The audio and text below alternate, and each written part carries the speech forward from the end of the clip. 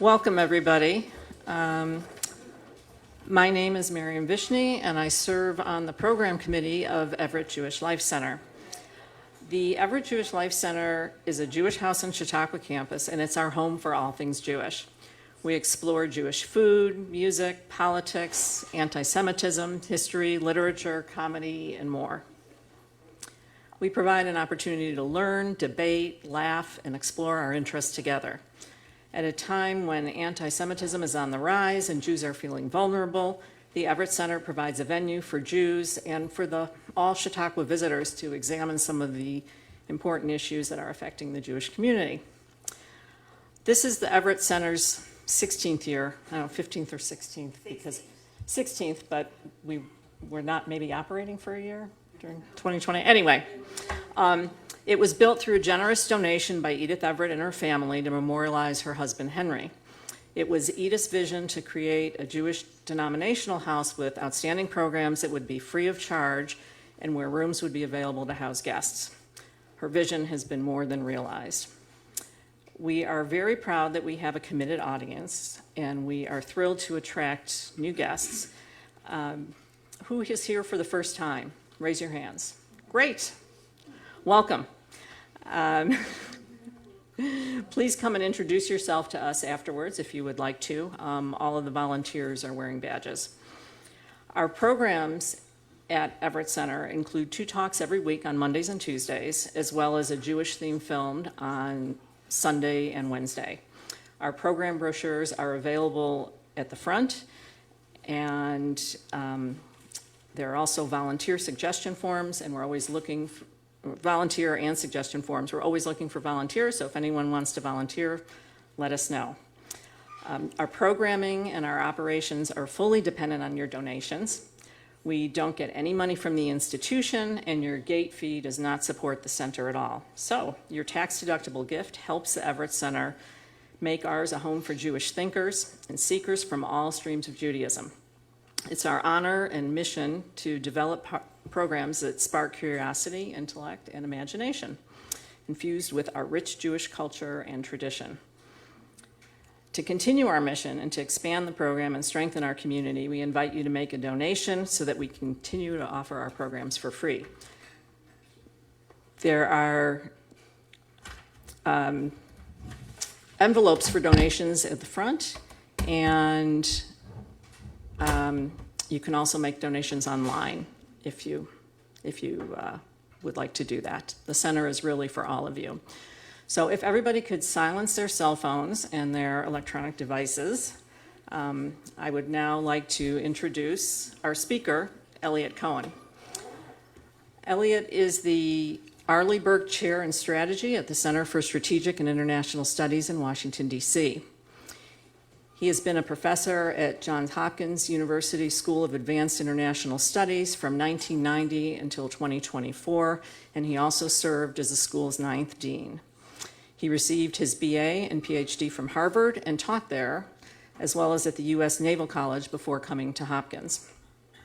Elliot has written several books, most recently The Hollow Crown, Shakespeare on How Leaders Rise, Rule, and Fall, and there will be a book signing afterwards in the lobby after his talk today. Some of his other recent books were The Big Stick, The Limits of Soft Power and the Necessity of Military Force, Supreme Command, Soldiers, Statesmen, and Leaders in Wartime, Conquered into Liberty, 2 Centuries of Battle Along the Great Warpath That Made the American Way of War. So those books and several other works on national security and military history. Elliot has served in the U.S. Army Reserve. He was a director in the Defense Department's policy planning staff. He led the U.S. Air Force's multi-volume study on the First Gulf War, and he has served in various official advisory positions. From 2007 to 2009, he was counselor of the Department of State, serving as Secretary Condoleezza Rice's senior advisor, focusing chiefly on issues of war and peace, including Iraq and Afghanistan. He's a contributing writer at The Atlantic, and his commentary has also appeared in The Washington Post, The Wall Street Journal, New York Times, and on major television networks, both in the United States and abroad. He also co-hosts a podcast called Shield of the Republic that you could try tuning into. This is Elliot's second visit to Chautauqua. He was here 2 years ago when he spoke at the AMP about patriotic history during the week of the future of history. So please help me and welcome Elliot Cohn.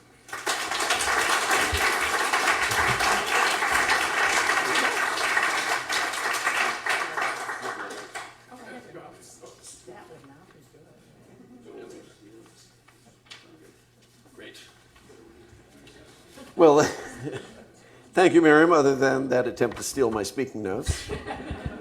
It is great to be back at Chautauqua, and thank you for your hospitality. It's great to see all of you here, all of you on the porch, and presumably others online. So, this is the book, The Hollow Crown, Shakespeare on How Leaders Rise, Rule, and Fall. And I want to begin with an obvious, if rather embarrassing question, which is why would a foreign policy expert, military historian, former dean, former diplomat write a book about Shakespeare? The answer might be because it's fun, and more importantly, being a full professor on the verge of emeritus status, I could get away with it. And I did. And there's more truth in that than I might be healthy to admit. But it's not the whole truth. So let me begin at the beginning, when my wife Judy and I went to the Folger Theater in Washington for a production of Henry VIII, a play that's not put on all that often, which for a while people doubted was in fact a Shakespeare product. Now I think the consensus is it was a collaboration with another playwright. But there is one speech that is all Shakespeare, I believe. The occasion is the sudden dismissal of Cardinal Wolsey, the very worldly minister of King Henry VIII, who is stunned by the news. Comes as a complete surprise. And he says this: "Farewell, a long farewell to all my greatness. This is the state of man. Today he puts forth the tender leaves of hopes. Tomorrow blossoms and bears his blushing honors thick upon him. The third day comes a frost, a killing frost. And when he thinks, good easy man, full surely his greatness is a ripening, nips his root. And then he falls as I do. I have ventured, like little wanton boys that swim on bladders, this many summers in a sea of glory, but far beyond my depth. My high-blown pride at length broke under me, and now has left me weary and old with service to the mercy of a rude stream that must forever hide me. Oh, Cromwell, Cromwell, had I but served my God with half the zeal I served my king, he would not in mine age have left me naked to mine enemies." I listened to that speech, and I thought to myself, I know that guy. And I suspect some of you may as well. Lots of people in Washington swim in a sea of glory, and alas, often beyond their depth. And that yielded this book. So that still doesn't explain why do I think I have something to say. Well, let me put it to you this way. It's one thing to read about Richard II, Iago, and Goneril, or to see them on stage. I've actually had to work with a lot of those people. or at least observe them up close. Most literature professors don't get that opportunity, and most politicians or deans don't have enough Shakespeare to make the connections. And that's why the book weaves in a discussion of many of Shakespeare's plays with political and even some business history, and even something of my own experience as a government official and a dean. Now, Washingtonians and politicians in general all have often loved Shakespeare, sometimes whether they know it or not. How many of you have seen the series House of Cards? Okay. How many of you have seen the British version, which is much better, with Ian Richardson, who was just so evil? He was great. The late, alas. Kevin Spacey, who had the lead in the American version, came to it after playing what? Richard III. And he uses exactly the same technique that Richard III uses in Shakespeare's play of that name. That is, he engages in what actors sometimes call breaking the fourth wall, where he begins speaking directly to the audience, usually saying, "Can you believe what I am getting away with here?" It is a very Shakespearean play. Now, this is not a contemporary phenomenon alone, not by a long shot.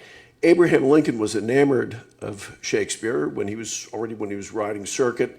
He would have these little blue copies of some of Shakespeare's plays. His favorite, above all, was Macbeth. "Nothing equals Macbeth," he once said. "It is wonderful." I probably shouldn't say Macbeth, or I should say the Scottish play, and if I was really superstitious, I would spin around 3 times, spit over my left shoulder, and say, "Angels and ministers of grace defend us." But I'm not a theater person, so I won't do that. On one famous occasion, in fact, Shakespeare began declaiming the following passage from Macbeth, Act 3, Scene 2, if you're interested, to his fellow passengers on a boat headed from Washington, D.C. to the front. They had just been visiting the battle lines. And he just recited this from memory.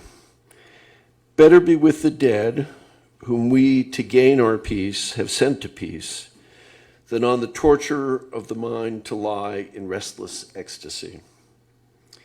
Duncan is in his grave. After life's fitful fever he sleeps well.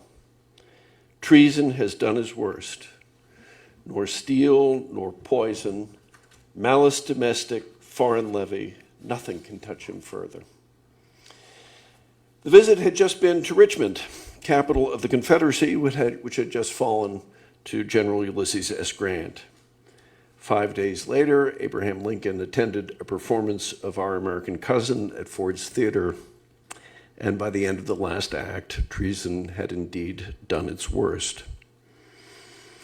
Winston Churchill also loved Shakespeare, including some of the more obscure bits. I won't trouble you with those, but there are these fascinating letters that he's writing to his wife from the front during that part of World War I when he was serving as a lieutenant colonel in the British Army. And he is quoting excerpts from Henry VI, which not many people know, and they certainly don't know by heart. And if you look at the epigraphs to his book, there's a lot of Shakespeare. There's a very famous story that Richard Burton, the great Welsh actor, used to tell, describing playing Hamlet in, I think it was 1948, in the Old Vic in London, which I'm sure some of you have visited. And he'd been told just before he got on that the old man will be in the audience. Well, in 1948, if you say the old man, there's only one old man that people are thinking about.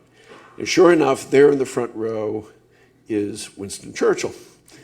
And so Burton, who's then a young actor, is a little bit anxious, but he goes on ahead and he's delivering one of Hamlet's magnificent soliloquies. And then he realizes that Churchill is reciting the soliloquy along with him.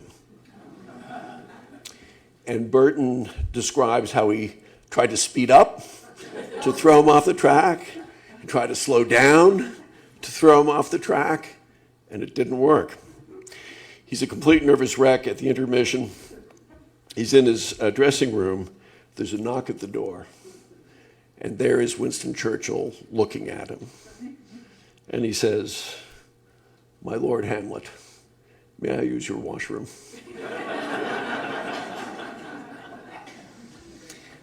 But the Nazis also liked Shakespeare.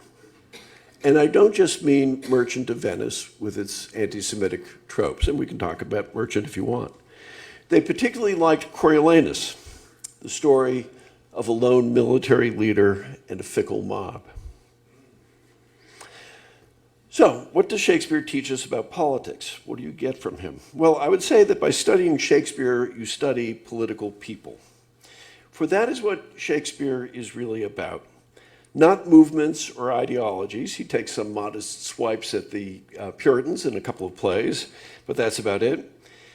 Nor is he chiefly about culture. He transcends culture. After all, this is the most widely translated author in the world, a universal author, which is why the great Japanese director Akira Kurosawa could turn Macbeth into Throne of Blood and Lear into Ron. No, Shakespeare is all about character and psychology. And if there's one thing we always learn and relearn, it is that character and psychology matter enormously when it comes to power. That's what Shakespeare is all about.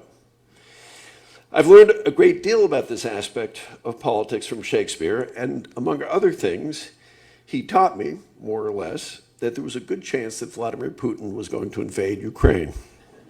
Let me explain. In February of 2022, I attended the annual Munich Security Conference, which is a big annual gathering of national security experts and government officials, and it occurred literally 3 days before the invasion, the all-out invasion of Ukraine. What was fascinating, particularly among my European friends, many of whom were government officials, including a lot of senior intelligence officials, and some Americans too, was that the mobilization of Russia's military on Ukraine's borders was either a bluff or a prelude to a careful, limited bite taken out of Ukrainian territory in the Donbass, not an all-out invasion. I wasn't so sure. And the reason why had nothing to do with access to intelligence information, I no longer had that, or a superior knowledge of Russian politics, which I do not have. Rather, I'd been rereading Richard III for about the 10th time. And what struck me about it was that in the first 3 acts of that play, Richard, who is one of Shakespeare's greatest villains, if not the greatest, has been killing lots of people, including his brother, who memorably ends up being drowned in a cask of sweet wine. But he does so subtly, indirectly, even elegantly. By Act 4, he's been crowned king, and he now orders the biggest crime of all, the murder of his 2 nephews in the Tower of London. His style, though, now is very different. He turns to his loyal lieutenant, Buckingham, and he says, "Shall I be plain? I wish the bastards dead and want it done suddenly. Do you understand me?" Sorry, Miriam, but you were in my line of sight. Richard has been successful thus far by being cunning. After so much success, he no longer feels the need to conceal his ruthlessness and his murderous intent. That is a pattern with many tyrants, and it struck me then, and I believe it even more strongly now, that that was true of Vladimir Putin. His occupation of Crimea in 2014 was subtle. His intervention in Donbass in 2015 also. By 2022, I doubted that he felt any need for subtlety, and it became reckless, possibly to the point of madness. So how do we learn from Shakespeare? Well, clearly a large part of his power is his ability to fully realize political persons, a Cassius or a Julius Caesar or a Henry Bolingbroke or Macbeth. All of these are as fully developed as any human beings that we actually know, real human beings. We often, indeed, I think, feel that we know them better. But there's much more. One of the themes I explore is, I think, one of Shakespeare's most powerful conceptions, namely that politics has large elements of theater. Think, for example, of the young king Henry V before the Battle of Agincourt, walking around. The British army is outnumbered. They have their doubts about the cause for which they're fighting. They're in the middle of France, and they know this is actually kind of a war of conquest. In the movie versions, it's usually raining. And he goes from campfire to campfire, and the chorus, who are his cheerleaders, talk about a touch of Harry in the night. That's actually an awful lot of what military leadership is all about. And I've been fortunate to know some great military leaders, and I can tell you, before a battle, that's what they do. They walk around and they get together with small groups of soldiers, and they don't give great speeches, but they engage in a certain amount of small talk. And a David Petraeus or a Jim Mattis or others, that's what they do. Now, Shakespeare also explores that metaphor by his frequent device of a play within the play. Someone orchestrates a scene. Henry V, who, by the way, I think the Shakespearean Henry V, that is a real stinker, is always creating scenes in which other people are actors, and he is the playwright and the acting coach and the director. But there are many other examples. Cassius trying to win Brutus over to the plot against Caesar, for example. So too for us, as well as Shakespeare, politics can be understood as theater. There's a stage. There's a stage. There's an audience. There may be a script. There are actors. There is a director. If you think about it, it's an extraordinarily powerful metaphor. And I think it can help us avoid some of our usual oversimplifications of political commentary. It may not be our kind of play, but the actor may be really good for that particular audience. Shakespeare also deals with the full arc of power. Its acquisition by inheritance, fraud, or violence, its exercise in good, evil, or neutral ways, and its loss by overthrow or voluntary relinquishment, as in King Lear or The Tempest. By the way, the story of power very rarely, if ever, ends happily in Shakespeare. In any case, that arc of power is how I structure the book. It doesn't go play by play. It has three parts: how people acquire power, how they use it, and then how they walk away from it or lose it. Shakespeare is particularly interested in a certain kind of politics, moreover. That is the politics of courts. Royal courts, not legal courts. And those are a dominant kind of politics. The White House is a court. A political campaign is a court. So too was the seventh floor of the State Department, where I had my office 2 doors down from Secretary Rice. And in fact, one of my old friends, or became an old friend, who was a very, very senior diplomat when I arrived, said, "Welcome to the Knights of the Round Table." And that actually was in a way how Secretary Rice organized her senior leadership. My old decanal office on the second floor of the NHTSA building on Massachusetts Ave was, I would say, a kind of a provincial ducal court. The imperial court was the office of the university president. The truth is, all human organizations have courts. By the way, this is one of the reasons why the Henry VI plays should be read more often. They are not put on all that often. They were the three parts of Henry VI were some of Shakespeare's earlier efforts, but they're very good. And I think the only reason why they're not put on more often is because saying Henry VI Part 1, Henry VI Part 2, Henry VI Part 3, that's boring. It'd be much better if it was Henry VI, the witch must burn, or Henry VI, heads on pikes. Then I think they'd be put on a lot more often. But in any case, the Henry VI plays, I think, are the best in one way. You know, in Washington, politicians like to think of themselves as Henry V, with themselves in the leading roles. Mini-series makers like to think it's Richard III or Macbeth. Journalists, I think, like to think it's Henry IV, parts 1 and 2, where they get to play the role of Falstaff. Actually, politics is much more like Henry VI, with all kinds of people. Discontented advisors, clueless heirs, arrogant pretenders, sturdy but not very bright commanders, scheming politicians, entitled aristocrats, young people on the make, aging veterans hanging on, hopeless fantasists who believe in their own magic, and even a couple of sociopaths here and there, all struggling for power. Most of them don't do so well. Shakespeare's politics invite us to consider as well the problem of motivation. Now, he does this sometimes by giving us a window into someone's soul, although not always. In the play Othello, Iago, for example, the arch-villain, refuses to explain himself and remains a mystery to the end of the play. And I think most of us, when we see it or read it, are pretty much convinced that as he's being carried off to being tortured by the state of Venice, that he's not going to explain why he set Othello up for this terrible tragedy where he murders his own wife. But more often, Shakespeare does explain people and shows motivation through his most marvelous invention, I think, and that is the soliloquy.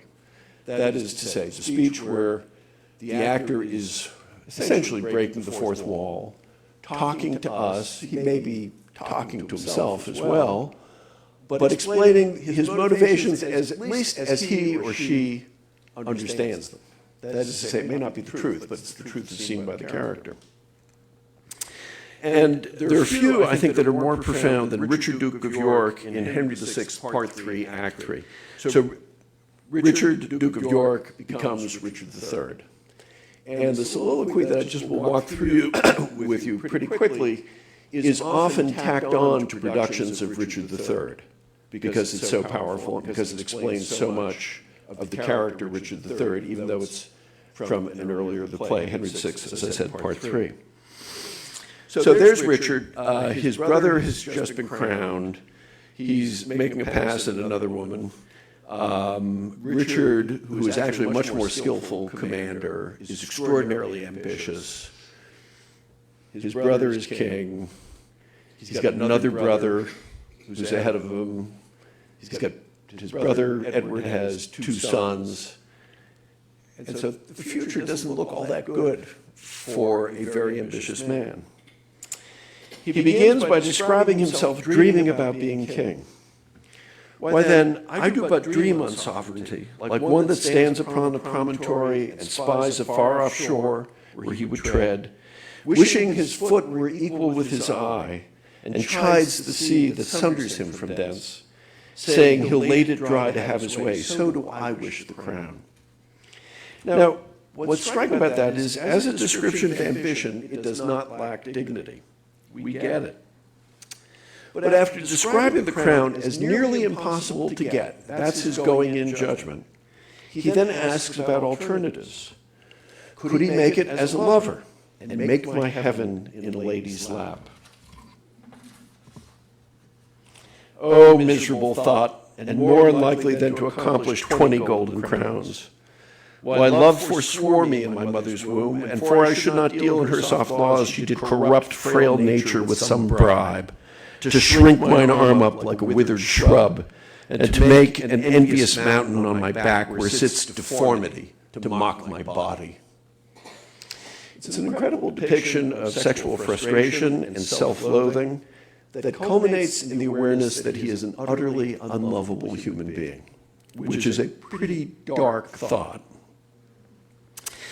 And then, as a result of that, what becomes an ambition that we can understand, and I would say a predicament that we can sympathize with in that passage, becomes something monstrous. Then since this earth affords no joy to me, but to command, to check, to overbear such as are a better person than myself, I'll make my heaven to dream upon the crown. And whiles I live to account this world but hell, until my misshaped trunk that bears this head be round impaled with a golden crown. Like many power-mad people, and I have known a few, he does not understand that he will not be satisfied or at peace when he finally achieves power. Interesting, by the way, that he uses the word impaled. My head is impaled on a go. Usually, if you're going to be impaled, it's not a very pleasant experience. But of course, it doesn't end there. And that wild ambition and fantasy of royal glory becomes something desperate and murderous. He describes himself as one lost in a thorny wood that rends the thorns and is rent with the thorns, seeking a way and straying from the way, not knowing how to find the open air, but toiling desperately to find it out. And he says that he will torment himself to get there, either freeing himself or he will hew my way out with a bloody axe. He then goes on to recast himself as a Machiavellian prince, and indeed he references Machiavelli. Why, I can smile and murder while I smile, and cry content to that which grieves my heart, and wet my cheeks with artificial tears, and frame my face to all occasions. And by the time the soliloquy ends, what had been completely impossible at the beginning now seems to him entirely plausible. Can I do this and cannot get a crown? Tut. Were it further off, I pluck it down. It is brilliant and mad and terrifying, and we could spend an hour just talking about that soliloquy, which is filled with self-knowledge and self-hatred, which moves between dream and practical planning, self-pity and hardened scheming. But again, let me stress empathy. If there's one thing that is lacking now in our political discourse for sure, it's empathy. And if Shakespeare can, as he can, teach you to empathize with Richard III, you can empathize with anybody. Now, if there's one characteristic of Shakespeare that one may hope to emulate in real life, it's what the Greeks called anagnorisis, the revealing moment. The moment where we say, oh, that's what this is all about. The trick is recognizing it. Sometimes it happens at the beginning of the play. There are moments like that in Shakespeare and I believe in the real world, and we should look for them. They're usually at the end, when people like Cardinal Wolsey, or in a different way Macbeth, have finally become wise too late, when they, and we with them, finally figure out what it was all about. If you want a real-life example of anagnorisis, look at Richard Nixon's address to some of his staff as he got on the helicopter leaving the White House, about what happens when you give way to hating. That's Richard Nixon was experiencing anagnorisis. Or a different moment of insight delivered not by an actor, but by the chorus at the end of Henry V. So Henry V, the play, has a chorus, which is unusual, very unusual in Shakespeare. In fact, it may be the only one, who are sort of Henry V's cheerleader. And all the way through, they are just building him up and kind of gushing all over him and, complaining that we can't do justice to this genius. The battles have been won, the French princess has been wooed, the kingdoms have been united. And here's how it ends. This is the chorus. Thus far, with rough and all unable pen, our bending author hath pursued the story in little room confining mighty men, mangling by starts the full course of their glory. Small time, but in that small most greatly lived. This star of England, fortune made his sword by which the world's best garden, that would be France, he achieved, and of it left his son imperial lord, Henry VI. In infant bands crowned king of France and England. Did this king succeed? You might think you'd want to end there. Whose state so many had the managing that they lost France and made his England bleed, which oft our stage hath shown, and for their sake in your fair minds let this acceptance take. Well, that's a downer. You've been celebrating Henry V all the way through as a military genius, a political genius, an extremely successful lover, a great speaker, and you say, you know what? It was all for naught. Because he couldn't control his own death, this master manipulator, and his son was a kid, and the whole thing is thrown away in, we talk about that in our other plays, Henry VI. Couldn't Shakespeare have left well enough alone? And I think the answer is no, because he wants us to wonder about the entire play that went before. I think if we listen to that play or we see it, that should be our moment of anagnorisis, where we go, oh, so there's something problematic about everything that we've just seen. In the world of power, those moments of insight really do come, but I think most of us miss them. As I said, it's part of what makes Henry V such an interesting play. People have very, very different views of Henry at the end of it, and they can read the play very differently. And sometimes it is the weaker characters who come to that understanding, even as they botch their own handling of power. The title of the book, The Hollow Crown, comes from a famous speech by Richard II in the play of that name, as he knows that he, a vain, wordy, incompetent, indecisive, thoroughly annoying king, has been stripped of the crown by Henry Bolingbroke. For within the hollow crown that rounds the mortal temples of a king keeps death his court, and there the antic sits, scoffing his state and grinning at his pomp, allowing him a breath a little seen, to monarchize, be feared, and kill with looks, infusing him with self and vain conceit, as if this flesh which walls about our life were brass impregnable. And humored thus, comes at the last, and with a little pin, bores through his castle wall, and farewell, king. Shakespeare is, as Samuel Johnson said, a mirror to the world, but he is ambiguous, and there's a reason in that as well. Lincoln loved him, and so did the Nazis. This past year, I've traveled several times to Ukraine, to Israel, to Taiwan, 2 war zones and 1 flashpoint. In each case, I've been powerfully struck by the importance of individual character in all of its manifestations: courage, dedication, cowardice, arrogance, and ambition. It is the stuff of which nations' destinies are made. And that makes Shakespeare all the more useful to us.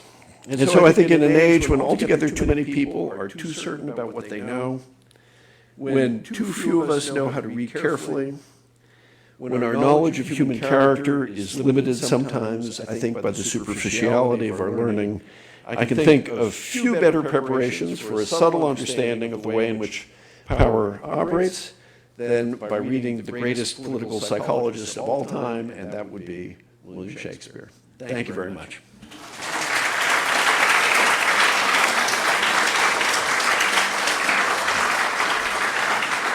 So, more than happy to take questions and comments, so just ask you to go to the microphone over there if you would. Or if you just want to wave at me, you can shout, and I'll repeat the question. Do you consider Shakespeare to be an historian? And if so, how do you rate him?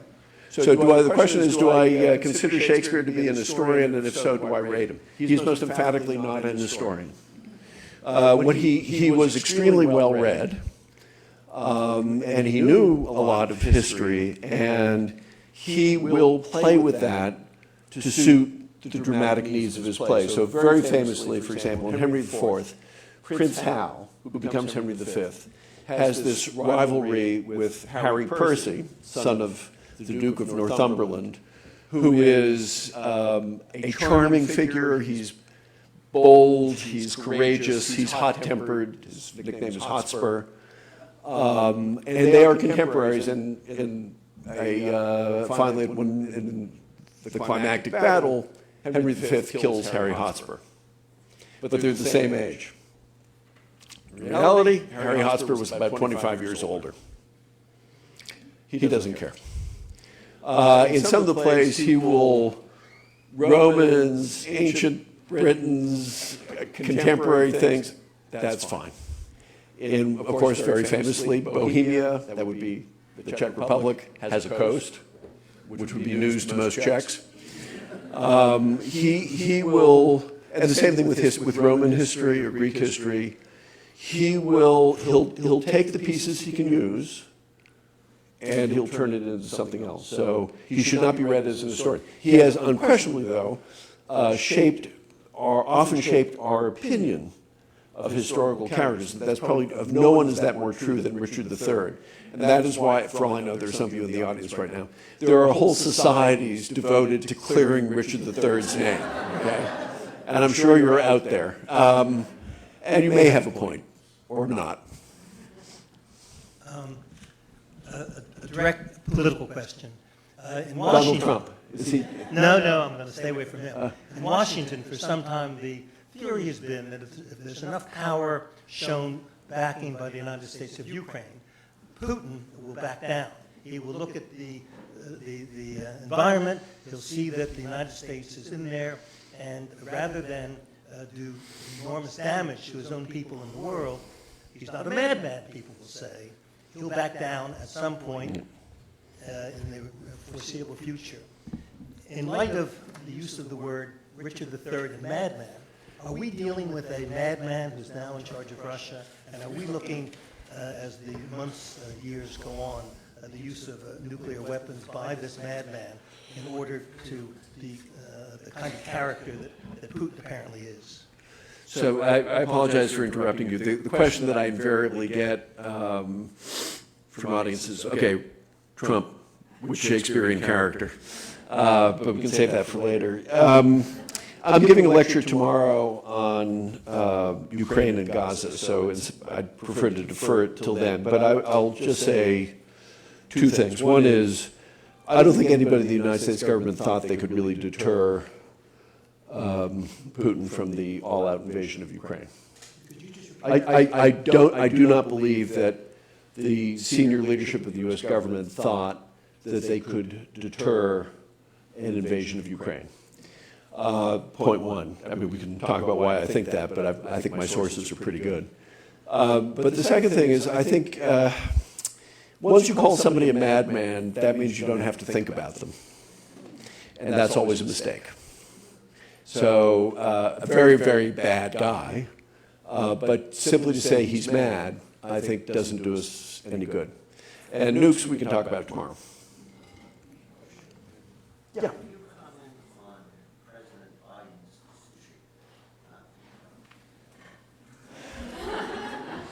decision? The question was, would I comment on President Biden's decision not to run?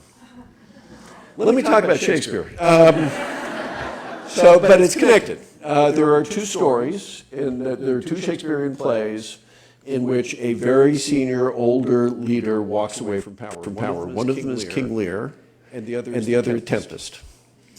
I'll just quickly say on Biden, I wrote an article well over a year ago saying in the Atlantic saying I'm deeply grateful to President Biden, betraying a bit of my political views, but I doubt there's a huge number of Trump fans here. By winning that election, and he should quit because he's too old. I think I began by saying, I can tell you from firsthand experience, 68 is the new 67. But anyway. Or as a good friend of mine said, he had a different take. This is a guy in his early 80s. He said, 60 is the new 50. 70 is the new 60. 80 is the same old 80. So the stories of Lear and Tempest, I think, are opposite. Lear gives up power in a feckless way. He wants all the perquisites of power, but he doesn't want the responsibilities anymore. He has become almost inhuman. He refers to himself as a dragon. As he's chewing out the only one of his daughters who's actually loyal to him, says, "Come not between the dragon and his wrath." And he eventually goes mad. And he kind of recovers at the end, but by then it's really too late.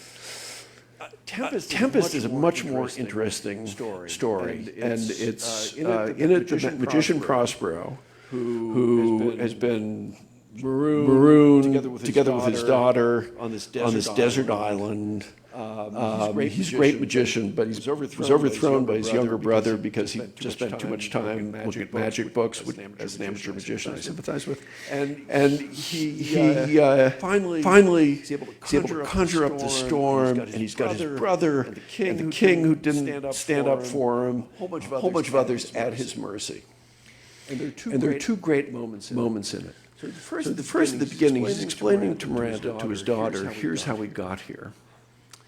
And he shows some self-awareness in that he says, I'm going to tell you how we got here. He says, help me off with my magic robe.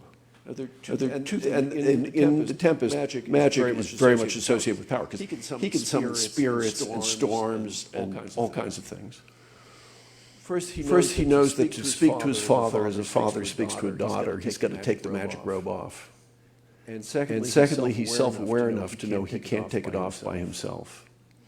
Now, having said that, for a lot of the play, Prospero, the very tough guy, he makes Ferdinand, who will eventually marry Miranda, life miserable. He kind of bullies his faithful spirit, Ariel. He's very nasty to Caliban, saying, I'm going to just make you suffer with all kinds of pains and twinges and stuff like that. And he's clearly kind of looking for revenge. And then at the end of the play, he's going to go back to Milan. And there's a great passage where he says, I will break my staff and bury it several fathom in the earth, and deeper than did plummet ever sound, I'll drown my book of magic spells. Why do that? I mean, you've got all these magical powers. Why are you going to do that? And by the way, he then says, I'm going to go back to Milan where every third thought will be of death. And I think the answer is he really has kind of accepted his limits. He actually becomes much nicer in a variety of ways to Ariel and to even Caliban, and he becomes a human being again. And I guess the point that I'm trying to make is I think Shakespeare does show us there's something dehumanizing about clinging to power, and something that distorts your self-understanding. And what saves Prospero is that from the very beginning of the play, he has enough self-understanding to say, maybe I'm going to have to pack it in. And I think at the 11th hour, President Biden, I'm not even sure whether he fully came to that realization, because I think that it was external pressure that drove him to it. But it was unquestionably, in my mind, the right decision. But, yeah. I think what's great about Shakespeare, he shows the power of words to motivate people. Yeah. And crowds, and I thought of two things. You mentioned Henry V, the Battle of Washington. Yeah. And then he gives that great speech at the end to rouse the soldiers, which is unbelievable. Yeah. And then Mark Antony. Yeah. All the crowd is in favor of the people who assassinated Caesar. And then he gets up and he totally changes. Yep. It's the words.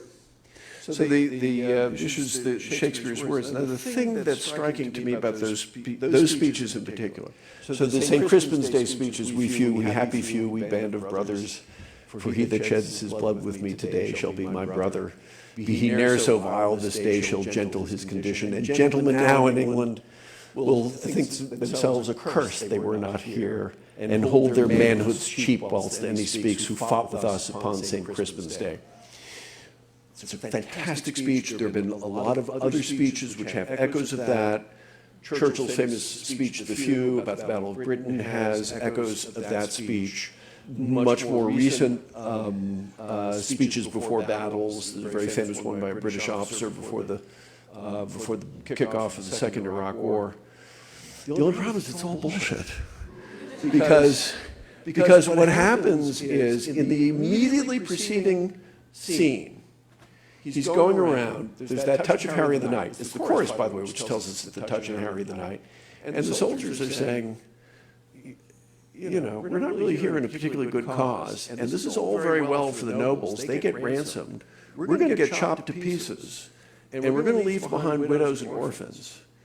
And Henry goes off and gives this soliloquy in which he's just whining that these fools, that's the word he uses, these peasants, that's the word he uses, are blaming him.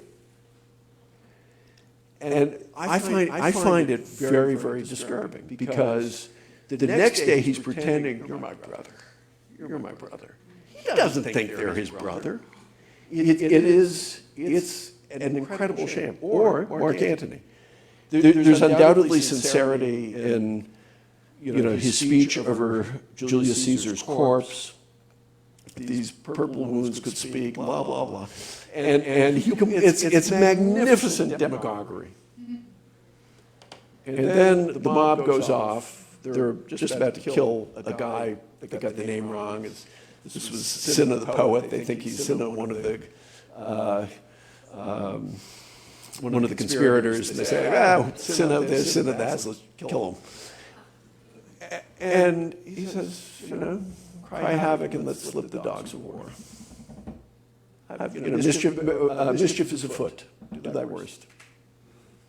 He knows what he's done. It's staged.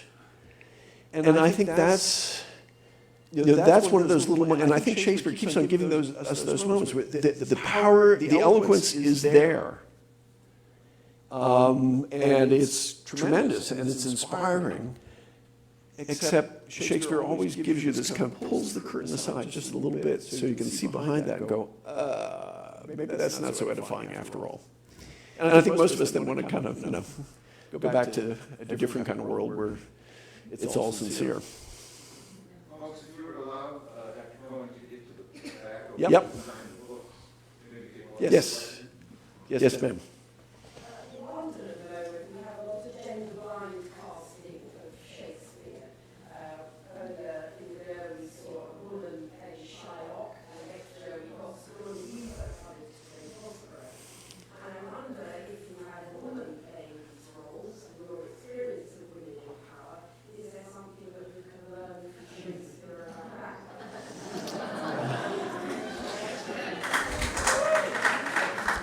Dangerous ground. There are enough powerful women in Shakespeare who, so I don't think we have to do that. I really don't think it's necessary, and I think it's distracting. I mean, I'm very much a traditionalist in terms of the staging, down to what the stages are like. The Shakespearean stage didn't have the proscenium arch, it didn't even really have curtains. It didn't have a whole lot in the way of props and didn't really have stage set. You'd have like some benches and stuff like that. The actors would be dressed in the cast-offs of aristocratic patrons, so they'd be nice in the second-hand robe kind of way. And swords and stuff like that. And I think that allows you to focus on who the people are. And I think, for me personally, and everybody's different, and that's the beauty of Shakespeare, we all get to take something different away from him. I just prefer traditional stages. And as I said, there's some very powerful female characters in Shakespeare. You don't have to go looking for them. And so, I mean, like, why would you play Lady Macbeth as a guy? Really? Thank you very much. Hi.